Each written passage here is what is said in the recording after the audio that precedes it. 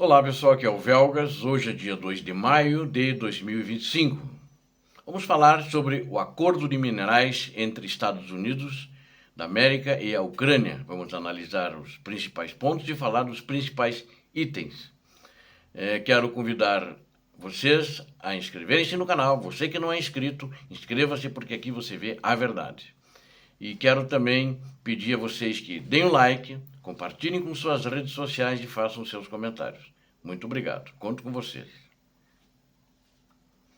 Esse é um acordo que foi muito aguardado. E essa assinatura sobre os minerais de terras raras, como chama o Trump, né, o presidente da América, após negociações tensas já há muito tempo, e que ocorreram aquelas emboscadas, ou aquela emboscada, uma emboscada contra o presidente Zelensky no Salão Oval da Casa Branca. Então agora parece que a Ucrânia trabalha para reiniciar o relacionamento com o presidente dos Estados Unidos da América. O acordo foi assinado no dia 30 de abril, 2 dias atrás, cria um fundo de investimentos e concede aos Estados Unidos acesso especial a novos projetos que desenvolvem recursos naturais da Ucrânia, como petróleo, gás, lítio, grafite e, em geral, todos os minerais de terras raras em que a América tem interesse. O presidente americano ele buscava garantir um acordo de paz entre a Ucrânia e a Rússia. Ele vinha pressionando a Ucrânia a assinar esse acordo, argumentando que os Estados Unidos deveriam se beneficiar mais de sua assistência à Ucrânia. E o país tem dependido fortemente de ajuda americana desde a invasão, a segunda fase, né? Porque a invasão foi em 2014, mas desde essa segunda fase da invasão da Rússia contra a Ucrânia em 2022, mais um crime cometido pela Rússia.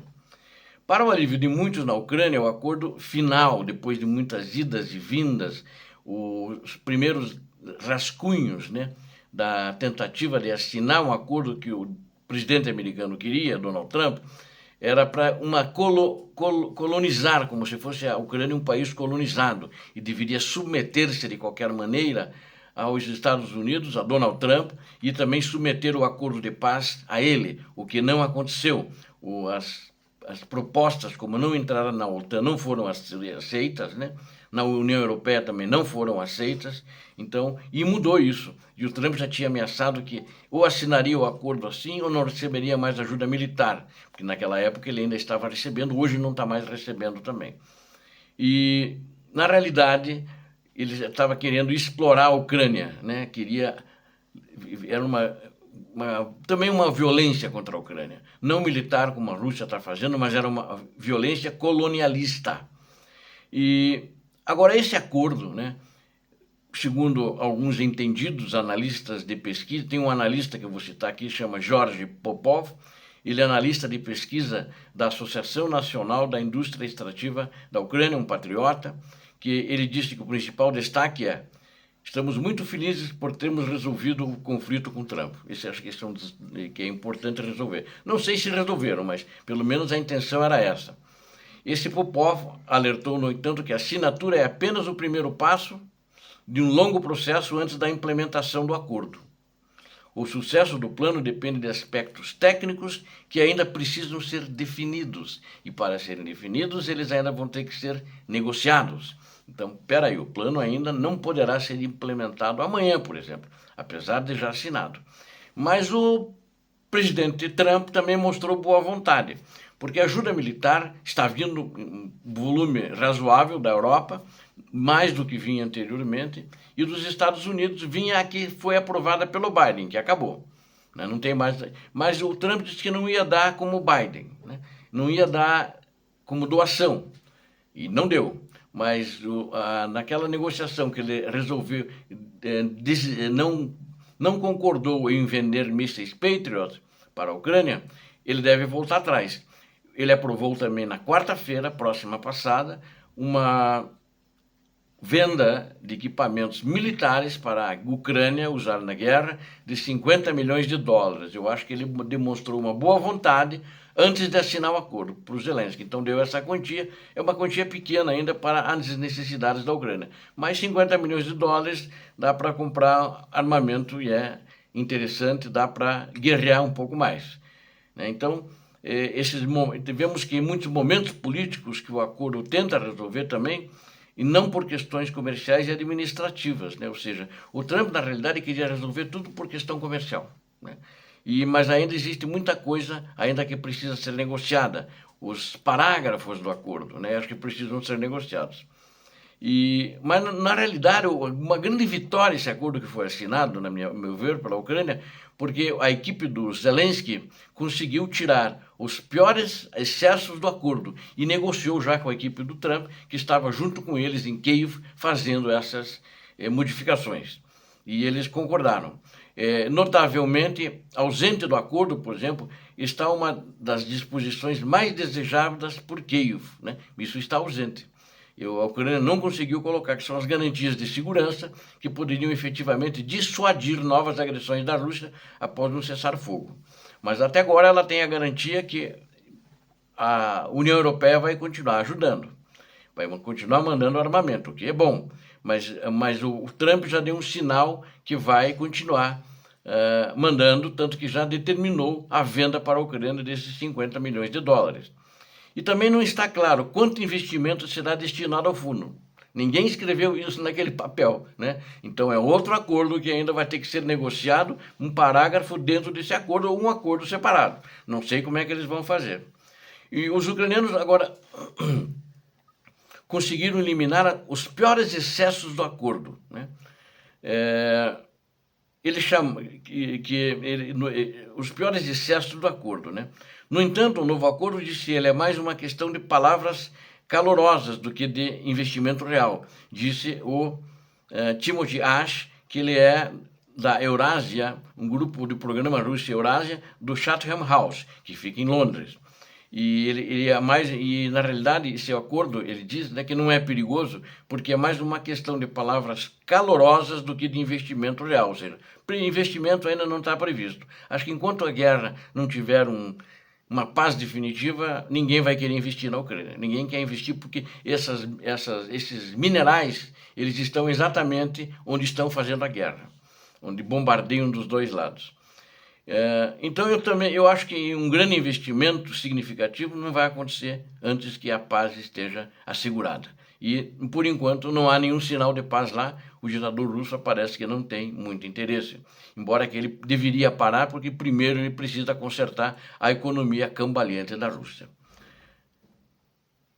Desde que o presidente americano assumiu, ele tem pressionado e ameaçado repetidamente a Ucrânia em suas tentativas de garantir um acordo de paz, evitando ao máximo fazer exigências à Rússia. Ou seja, ele fazia toda a pressão, ameaças inclusive, isso não é negociar, e toda a pressão sobre a Rússia. Graças a Deus, Zelensky mostrou-se firme, que é um líder de fato, e não submeteu-se e não voltou à Casa Branca como o Trump, determinou a ele que voltasse para assinar o acordo. Quem foi assinar o acordo é a vice-primeira-ministra, a primeira vice-ministra, Yulia Svyridenko, e ela assinou, daí o Trump mandou o secretário do Tesouro dos Estados Unidos, Scott Bessent, que foi assinar esse acordo.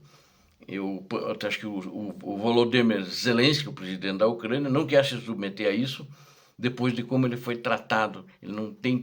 Acho que vai voltar um dia a Washington, mas acho que vai esperar mais um pouco, depois de como ele foi tratado daquela maneira vergonhosa pelo presidente americano e pelo seu vice e pelo secretário de Estado.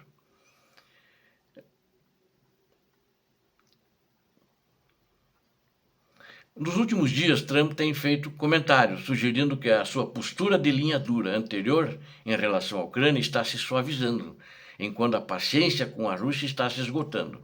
É o que ele disse. De fato, aí, essa semana e semana passada, ele fez referência dessa maneira a essas negociações, porque ele estava vendo que o acordo ia sair.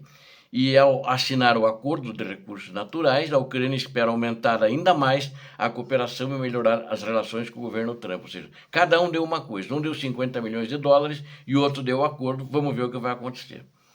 E o presidente Zelensky disse que é grato a todos que trabalharam pelo acordo e o tornaram mais significativo agora o documento está pronto para garantir os ambos países, né, o sucesso de ambos os países, Ucrânia e Estados Unidos. Na realidade, me desculpe, não foi o Zelensky que falou isso, mas foi na hora de assinatura do acordo, a vice-primeira-ministra e ministra da Economia, também ela é ministra da Economia e é vice-primeira-ministra, a senhora Yulia Sviridenko, que assinou em nome da Ucrânia.